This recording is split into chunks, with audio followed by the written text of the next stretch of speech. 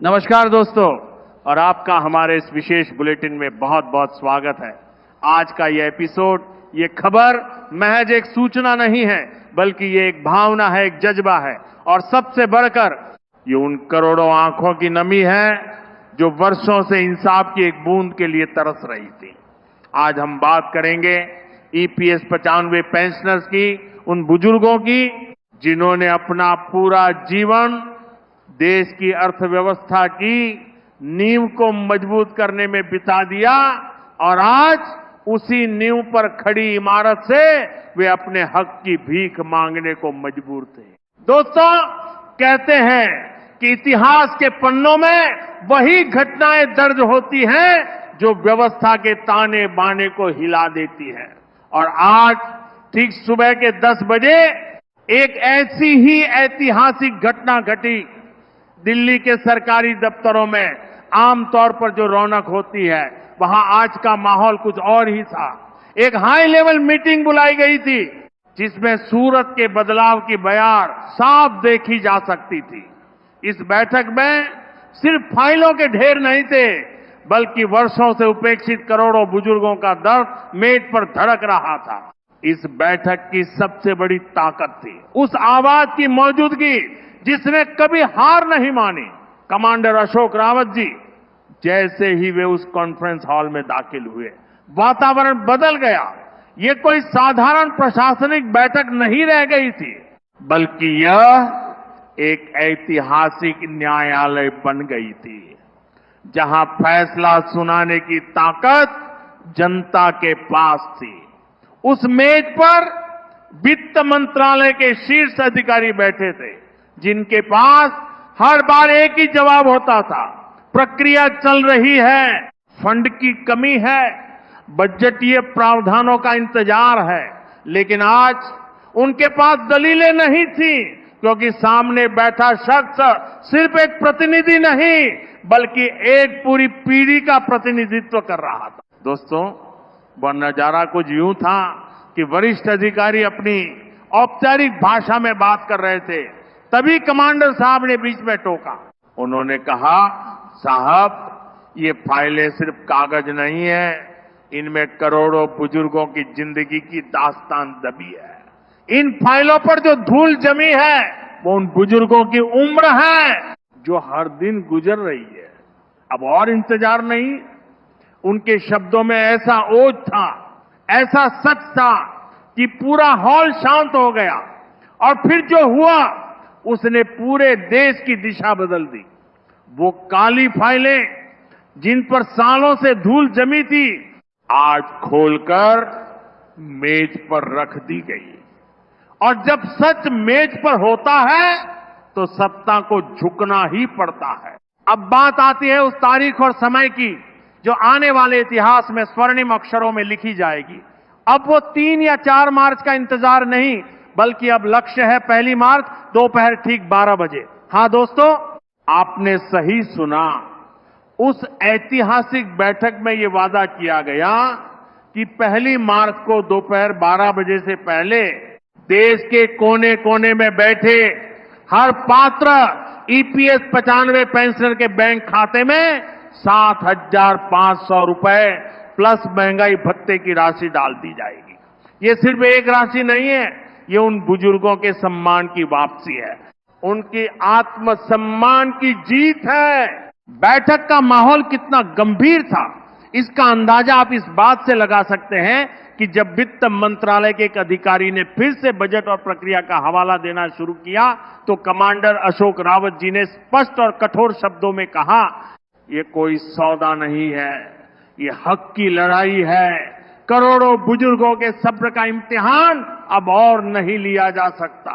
उन्होंने देश बनाया, उद्योग खड़े किए, टैक्स दिया, और आज उनका यह हाल है कि दवा के लिए, राशन के लिए उन्हें किसी के सामने हाथ फैलाना पड़ता है। ये शर्मनाक है। और फिर उन्होंने वो बात कही जिसने सरकार की नींद हराम कर दी होगी। उन्होंने कहा, यदि 1 मार्च दोपहर 12 बजे तक ये राशि हर पेंशनर के खाते में नहीं पहुंची, तो फिर देशव्यापी यहां दोलन की जिम्मेदारी सरकार की होगी। हम शांतिपूर्ण तरीके से अपना हक मांगेंगे, लेकिन हम चुप नहीं बैठेंगे। दोस्तों, ये कोई साधारण चेतावनी नहीं थी। ये उस विशाल सेना का ऐलान था जिसके पास हथियार नहीं, लेकिन सच्चाई का बल था। ये उस पीढ़ी की आवाज थी जिसने आजाद भारत की नींव रखी, जिसने हरित क्रांति, श्वेत क्रांति और औद्योगिक क्रांति में अपना पसीना बहाया। उन्हीं लोगों के बूते आज देश आत्मनिर्भर बन रहा है, लेकिन वे खुद बुढ़ापे में अपने हक के लिए दर दर भटकने को मजबूर थे। अब सवाल उठता है कि आखिर इतने सालों तक ये मांग क्यों अटकी रही। सरकार का कहना था कि फंड ही नहीं है, लेकिन दोस्तों, जब बात बड़े बड़े कॉरपोरेट घरानों के कर्ज माफ करने की आती है तो फंड की कमी कभी नहीं दिखती है। जब बात विदेशी यात्राओं की होती है तो खजाना हमेशा भरा रहता है, लेकिन जब बात उन बुजुर्गों की आती है जिन्होंने अपनी पूरी जिंदगी लगा दी, तो अचानक प्रक्रिया लंबित हो जाती है। यही वह दोहरा मापदंड है जिसे आज उस बैठक में चुनौती दी गई। कमांडर अशोक रावत जी ने सीधा सवाल दागा, अगर उद्योगपतियों के लिए खजाना खुल सकता है तो पेंशनर्स के लिए ताला क्यों? ये सवाल उन अधिकारियों के मुंह बंद करने के लिए काफी था। उनकी मुट्ठी में वे काली फाइलें अब एक प्रतीक बन चुकी हैं। ये प्रतीक है उस विकृत व्यवस्था का जहां एक गरीब की फाइल पर धूल जमती है और एक अमीर की फाइल पर फैसले जल्दी होते हैं। लेकिन आज उन फाइलों की धूल झाड़ी गई। आज उन फाइलों में दबा सच सामने आया। ये सच था कि 7,500 रुपए प्लस महंगाई भत्ता कोई बहुत बड़ी मांग नहीं है। ये तो बस न्यूनतम सम्मान है जिसके बिना कोई भी इंसान जीवन की आखिरी पारी नहीं खेल सकता। दोस्तों, आप सोचिए, आज के समय में जब 1 किलो दाल 100 रुपए के पार है, सब्जियां आसमान छू रही हैं, बिजली का बिल हर महीने बढ़ रहा है और दवाइयों की कीमतों ने कमर तोड़ दी है, ऐसे में बुजुर्ग कैसे गुजर बसर करें? वो पेंशन जो उन्हें मिलती थी वो इन बढ़ती कीमतों के सामने बेबस हो चुकी थी। उन्हें हर दिन ये चुनना पड़ता था कि आज दवा लें या राशन। ये कोई जीवन नहीं है, ये महज एक अस्तित्व की लड़ाई है और इसी लड़ाई ने आज उन्हें एकजुट किया। अब बात करते हैं उस त्योहार की जो बस आने ही वाला है, होली। रंगों का त्योहार, खुशियों का त्योहार। लेकिन इन बुजुर्गों के घरों में होली क्या, हर दिन उदासी का माहौल रहता था। जब बच्चे पूछते कि दादा इस होली में क्या बनेगा, तो उनके पास कोई जवाब नहीं होता था। जब पत्नी कहती कि इस बार अच्छी मिठाई ले आओ, तो वे मुंह मोड़ लेते थे, क्योंकि जेब में वो रुपए ही नहीं थे कि किसी को खुशी दे सके। यही सबसे बड़ा दर्द है।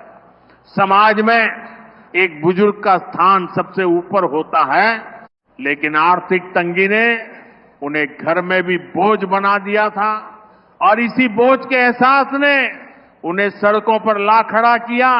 आज की बैठक में ये भावनात्मक पहलू भी उभर कर सामने आया।